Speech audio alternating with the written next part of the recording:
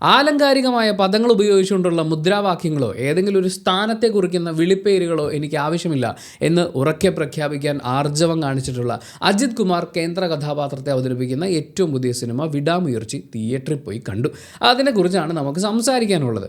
സത്യം പറഞ്ഞാൽ ഈ സിനിമയുടെ സംവിധായകൻ്റെയും തിരക്കഥാകൃത്തിൻ്റെയും ഒരു വിടാമുയർച്ചി തന്നെയായിരുന്നു ഈ സിനിമയുടെ ഒരു പ്രധാന കാരണം എന്ന് പറയുന്നത്. കാരണം ഈ സിനിമയ്ക്ക് രണ്ട് കഥകളാണുള്ളത്. ഒന്ന്, അജിത് കുമാറിനോട് അവർ പോയി പറഞ്ഞ ടേക്കൺ എന്ന സിനിമയുടെ കഥ.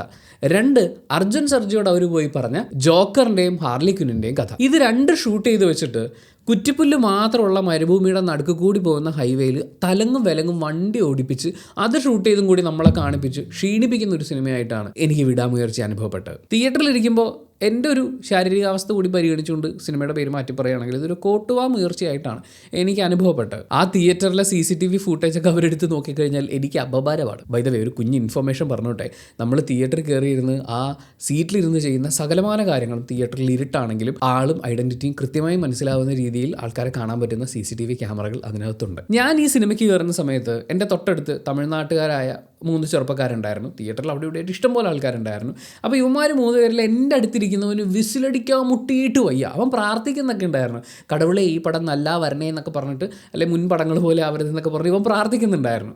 പടം തുടങ്ങിയപ്പോൾ നമ്മുടെ ഗോകുലം ഡിസ്ട്രിബ്യൂഷൻ, അപ്പോൾ അവരുടെ ഒരു ലോഗോ വരുമല്ലോ, ഇത് വന്നപ്പോഴേ ഇവൻ ആദ്യം വിസിലടിച്ചു. അത് അജിത്തിൻ്റെ ആണെന്ന് വിചാരിച്ചിട്ട്. പക്ഷേ വിസിലടിച്ച് കഴിഞ്ഞാണ് പരിപാടി ഇതാണെന്ന് മനസ്സിലായത്. അത് കഴിഞ്ഞ് രണ്ടാമത് ടൈറ്റിൽ വന്നപ്പോഴും അവൻ വിസിലടിക്കുന്നുണ്ട്. അജിത്തിൻ്റെ ഇൻട്രോ സീനിൽ അവൻ വിസിലടിക്കുന്നുണ്ട്. അത് കഴിഞ്ഞ് പിന്നെ അവൻ ചാരിയിരുന്നു സമാധാനമായിട്ട്. ഈ വിസിലടിക്കുക എന്ന് പറഞ്ഞാൽ നല്ല വിസിലിൻ്റെ സൗണ്ട് എൻ്റെ ചെവി ഇങ്ങനെ അടിച്ചു കൊണ്ടായിരുന്നു. ഒരു 2 എണ്ണമൊക്കെ കഴിഞ്ഞപ്പോൾ ഞാൻ വിചാരിച്ചു ഈ സിനിമ കാണൽ കണക്കാണ്. പക്ഷേ വലിയ ശല്യമൊന്നും ഉണ്ടായില്ല. ആദ്യത്തെ ഒരു 2-3 വിസിൽ കഴിഞ്ഞിട്ട് അവൻ ചാരിയിരുന്നു. പിന്നെ കുറേ കഴിഞ്ഞിട്ട് വെടിയുണ്ടമാല എടുത്ത് അജിത് കുമാർ തോളത്തിട്ട് വരുന്ന ഒരു ഷോട്ടിലാണ് അവൻ ഒന്നും കൂടി വിസിലടിച്ചത്. പക്ഷേ ഇവൻ സൈലൻ്റ് ആയിരുന്ന അത്രയും സമയവും ഞാനിത് മിസ് ചെയ്യുന്നുണ്ടായിരുന്നു. കാരണം സിനിമ കണ്ട് ഇങ്ങനെ തൂങ്ങി ആടി ഉറങ്ങിപ്പോലെ എന്നൊക്കെ വിചാരിച്ചിരുന്ന് കണ്ടുകൊണ്ടിരിക്കുക. ഇവൻ വിസിലടിക്കുകയായിരുന്നെങ്കിൽ എൻ്റെ ഉറക്കം അങ്ങോട്ട് മാറിയേനെ. പക്ഷേ ഞാൻ ബുദ്ധിപരമായ ഒരു കാര്യം ചെയ്തു. ഇൻ്റർവെല്ലിന് പുറത്ത് പോയി ഒരു പാക്കറ്റ് കപ്പ ചിപ്സ് വാങ്ങിച്ചു. അതാകുമ്പോൾ സിനിമ കണ്ടുകൊണ്ടിരിക്കുമ്പോൾ ഇതിങ്ങനെ കഴിച്ച് പോകുമ്പോഴേ കടുകട് കടുകട് എന്നുള്ള സൗണ്ട് ഉള്ളതുകൊണ്ട് ഒരു ഓളത്തിൽ ഉറക്കം വരാതെ പോകാൻ പറ്റും. ഇനി അഥവാ ഉറങ്ങി പോവുകയാണെങ്കിലും വായി കിടക്കുന്ന കപ്പ ചിപ്സ് കിടും എന്ന് പൊട്ടുമ്പോൾ നമ്മൾ ഉണർന്നോളും. ഇതിനൊക്കെ ഇങ്ങനെ ഉപകാരം ഉണ്ടെന്ന് എനിക്ക് ഇന്നാണ് മനസ്സിലായത്. സിനിമയുടെ ആദ്യത്തെ ഒരു 30-40 മിനിറ്റ് അവർ തമ്മിൽ പ്രണയിച്ചു, വിവാഹം കഴിഞ്ഞു. പിന്നൊരു 10-30 മിനിറ്റ് ഈ കഥയുടെ കേന്ദ്ര സംഭവങ്ങളൊക്കെ നടക്കുന്ന ഒരു പ്ലോട്ട് നമ്മളെ കാണിക്കും. പിന്നെ തലങ്ങും വിലങ്ങും ട്വിസ്റ്റാണ്. ഈ ഭയങ്കര ബൗൺസിങ് ഉള്ള ബോളുണ്ട്. നമ്മൾ ചുമ്മാ ഇട്ടാൽ പോലും അത് ഭയങ്കര സ്പീഡിൽ തിരിച്ചു വരുന്ന അങ്ങനത്തെ ഒരു ബോൾ വലിച്ചെറിഞ്ഞാൽ എങ്ങനെ പോകും അമ്മാതിരി ട്വിസ്റ്റുകൾ. ഇതിൻ്റെ ഇടയ്ക്ക് മെയിൻ വില്ലനടക്കം മരിച്ചു വീഴുമ്പോഴും നമുക്ക് ചിരി വരും എന്നുള്ള ഒരു പ്രത്യേകത കൂടി ഈ സിനിമയ്ക്കുണ്ട്. വിഷ്വൽസിൻ്റെ കാര്യത്തിലേക്ക് വരികയാണെങ്കിൽ ഇറ്റ്സ് ഗുഡ്. അവർ വൃത്തിക്കൊക്കെ ചെയ്തിട്ടുണ്ട്. ആ പറയുന്ന കാർ ചേസ് പരിപാടികളൊക്കെ ആണെങ്കിലും ആ ഒരു പ്രദേശം, അവിടുത്തെ ഒരു ഹീറ്റ്, ഈ സിനിമയിൽ കഥാസന്ദർഭങ്ങളും കൂടി ഗംഭീരമായി വന്നിരുന്നെങ്കിൽ കുറച്ചും കൂടി എഫക്റ്റീവായി വരുമായിരുന്ന ഒരു ടെൻഷൻ ഉണ്ടല്ലോ. അതായത് ആ പ്രദേശവും ആ കാലാവസ്ഥയും ഒക്കെ ചേർന്ന് ക്രിയേറ്റ് ചെയ്യുന്ന, നമ്മളെ അസ്വസ്ഥരാക്കുന്ന ഒരു എലമെൻ്റ് ഉണ്ടല്ലോ. അതൊക്കെ വിഷ്വലി അവർക്ക് കമ്മ്യൂണിക്കേറ്റ് ചെയ്യാൻ സാധിച്ചിട്ടുണ്ട്. പക്ഷേ സിനിമയുടെ ആദ്യത്തെ ഒരു 10-30-40 മിനിറ്റോളം അവർ പ്രേമിച്ചു, കല്യാണം കഴിച്ചു, ഇത്രയേ ഉള്ളൂ കഥ. പക്ഷേ ഇതിങ്ങനെ വലിച്ച് നീട്ടി പരത്തി ബോറടിപ്പിച്ച് പോകുന്നത് കൊണ്ടായിരിക്കും ഞാൻ ഇവരുടെ ഫേസിൽ ചെയ്തിട്ടുള്ള കാര്യങ്ങളൊക്കെയാണ് ശ്രദ്ധിച്ചത്. ചില ഷോട്ടുകളിൽ അജിത് കുമാർ ഭയങ്കര മെലിഞ്ഞൊക്കെ വന്നിട്ടുണ്ട്. ചില ഷോട്ടിൽ സാധാരണ പോലെ ഇരിപ്പുണ്ട്. ഏജ് ബാലൻസ് ചെയ്യാൻ വേണ്ടിയിട്ടൊക്കെ ചെയ്തായിരിക്കും. പക്ഷേ എനിക്കത് ഭയങ്കര ശോകമായിട്ടാണ് അനുഭവപ്പെട്ടത്. That was a കല്ലുകടി.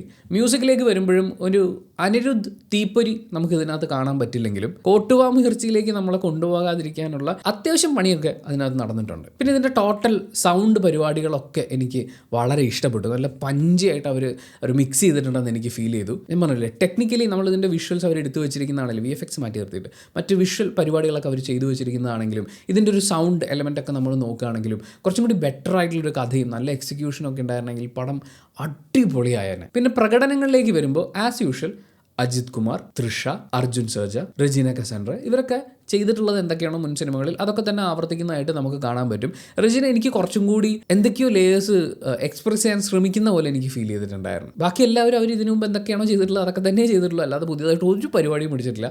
പക്ഷേ റെജിനയുടെ എവിടെയോ എന്തൊക്കെയോ സ്പാർക്ക് എനിക്ക് ഫീൽ ചെയ്തിട്ടുണ്ടായിരുന്നു. പക്ഷേ സ്ക്രിപ്റ്റിൽ അതിന് മാത്രം കാര്യങ്ങളൊന്നും അവർക്കില്ല. പിന്നെ എനിക്ക് തോന്നിയൊരു കാര്യം അജിത്തിൻ്റെ ഡബ്ബിംഗ് ആണ്. സ്പീഡ് കൂടിയാൽ ബാസ് കുറഞ്ഞു പോകുമോ എന്ന് പേടിച്ച് പരമാവധി സ്ലോ പേസിലൊക്കെ പിടിച്ച് പോകുന്ന പോലെയൊക്കെ തോന്നി. ഇനി ഫൈറ്റിലേക്ക് വരികയാണെങ്കിൽ ഫൈറ്റ് ഉണ്ട് എന്ന് പറയാൻ വേണ്ടിയിട്ടുള്ള ഫൈറ്റ് സിനിമയിലുണ്ട്. പക്ഷേ അതിനൊരു ത്രില്ലില്ല. മാത്രമല്ല ഈ സിനിമയിൽ സംഭവിക്കുന്ന പല കാര്യങ്ങളും, ഈ ഫൈറ്റൊക്കെ ആയിട്ട് റിലേറ്റ് ചെയ്ത് വരുന്ന പല കാര്യങ്ങളിലും കർമ്മഫലം അല്ലെങ്കിൽ കാലത്തിൻ്റെ കാവ്യനീതി എന്നൊക്കെ പറയുന്ന പോലെയാണ് പല കാര്യങ്ങളും സംഭവിക്കുന്നത്. മറ്റേ വാളെടുത്തവൻ വാളാൽ എന്ന് പറയുന്നത് പോലെ, അല്ലെങ്കിൽ ഒരു ദുഷ്ടത്തരം ഒരു രീതിയിൽ മറ്റുള്ളവർക്ക് ദുഷ്ടത്തരം ചെയ്തുകൊണ്ടിരിക്കുന്ന ഒരാൾ അതേ രീതിയിൽ തന്നെ ശിക്ഷിക്കപ്പെടുന്നു എന്ന് പറയുന്ന കാര്യം സിനിമയിൽ അടുത്തടുത്ത് ഇങ്ങനെ സംഭവിക്കുന്നുണ്ട്. ചെറിയൊരു ഉദാഹരണം പറയാം, ഈ സിനിമയിലുള്ള രംഗമല്ല കേട്ടോ, അല്ലാതെ പറയുകയാണ്. എല്ലാവരുടെയും കൈവെട്ടുന്ന ഒരാളുണ്ടെന്ന് വിചാരിക്കും, അയാൾ ലാസ്റ്റ് മരിക്കുന്നത് കൈ മുറിഞ്ഞു പോയിട്ടായിരിക്കും എന്ന് പറയുന്ന പോലത്തെ ആവർത്തിച്ചുള്ള കുറേ കാര്യങ്ങൾ നമുക്ക് ഈ സിനിമയിൽ കാണാൻ പറ്റും. പിന്നെ ഒരു വെടിയുണ്ടല്ലേ വരുന്നത്, മാറിക്കളഞ്ഞേക്കാം എന്ന് പറഞ്ഞ് അജിത് കുമാർ വെടിയുണ്ടയെ മറ്റേ ഒഴിഞ്ഞു മാറി രക്ഷപ്പെടുന്ന സീനും അങ്ങനത്തെ കുറച്ച് കാര്യങ്ങളൊക്കെ പടത്തിലുണ്ട്. പിന്നെ ഇതിൻ്റെ ഇടയിൽ നമ്മുടെ നായകൻ ഉത്തമനായ ഒരു ഭർത്താവ്, ഉത്തമനായ ഒരു നായകനാണ് എന്ന് കാണിക്കാൻ വേണ്ടി ഒരു ഉത്തമ നായക രംഗം സിനിമയിലുണ്ട്. അതിപ്പോൾ ഉത്തമ നായകനാക്കി കാണിച്ചില്ലായിരുന്നെങ്കിലും ആ നായകനോട് നമുക്ക് പ്രത്യേകിച്ച് വേറിട്ടൊരു വികാരം തോന്നില്ല. കാരണം അയാളെ കാണിച്ചു കൂട്ടുന്ന കാര്യങ്ങൾ വെച്ചിട്ട് പുള്ളിയോട് നമുക്കൊരു സ്നേഹമോ അല്ലെങ്കിൽ ഒരു അടുപ്പമോ എന്തെങ്കിലും കണക്ട് ചെയ്യാവുന്ന ഫാക്ടേഴ്സോ ഒന്നും തന്നെ ഇല്ല. അപ്പോൾ പിന്നെ പുള്ളി ഉത്തമനായാലെന്ത് ആയില്ലെങ്കിലെന്ത്. പക്ഷേ ഇത് ഫോഴ്സ്ഫുള്ളി ചെയ്തതുപോലെ എനിക്ക് തോന്നി. ആകെ മൊത്തത്തിൽ എന്നെ സംബന്ധിച്ച് കൊടുത്ത പൈസയ്ക്ക് നിരാശ തന്ന സിനിമ അനുഭവമായിരുന്നു വിടാമുയർച്ചി. പക്ഷേ അത് എൻ്റെ മാത്രം പേഴ്സണൽ ഒപ്പീനിയനാണ്. നിങ്ങൾക്ക് ചിലപ്പോൾ അജിത് കുമാർ എന്ന താരത്തിനോടുള്ള ഒരു വല്ലാത്ത സ്നേഹം കൊണ്ട്, അല്ലെങ്കിൽ ഈ സിനിമയുടെ ഭാഗമായിട്ടുള്ള മറ്റാരോടെങ്കിലും ഉള്ള സ്നേഹം കൂടുതലുണ്ട്, അല്ലെങ്കിൽ ഈ കഥയും അത് പറഞ്ഞിരിക്കുന്ന രീതിയും ഒക്കെ എന്നേക്കാൾ കൂടുതൽ ആസ്വദിക്കാൻ പറ്റുന്നതുകൊണ്ട് ഈ സിനിമ കൂടുതൽ ഇഷ്ടപ്പെട്ടേക്കാം. അങ്ങനെയുണ്ടെങ്കിൽ അതൊന്ന് കമൻറ്റ് ബോക്സിൽ രേഖപ്പെടുത്താമോ? നിങ്ങൾ ഈ സിനിമ തിയേറ്ററിൽ കണ്ട ആളാണെങ്കിൽ നിങ്ങളുടെ അഭിപ്രായങ്ങൾ കമൻറ്റ് ബോക്സിൽ രേഖപ്പെടുത്തുക. കമൻറ്റ് ബോക്സും കൂടി വായിച്ചിട്ട് സിനിമയ്ക്ക് പോകണോ വേണ്ടിയോ എന്ന് തീരുമാനിക്കുന്ന ആളുകളുണ്ട്, അവർക്കതൊരു വലിയ സഹായമായിരിക്കും. അപ്പോൾ thank you so much for watching this video. Video ഇഷ്ടപ്പെട്ടാൽ ലൈക്ക് ചെയ്യുക, കമൻറ്റ് ചെയ്യുക, ഷെയർ ചെയ്യുക, സബ്സ്ക്രൈബ് ചെയ്യുന്ന കാര്യം പരിഗണിക്കുക.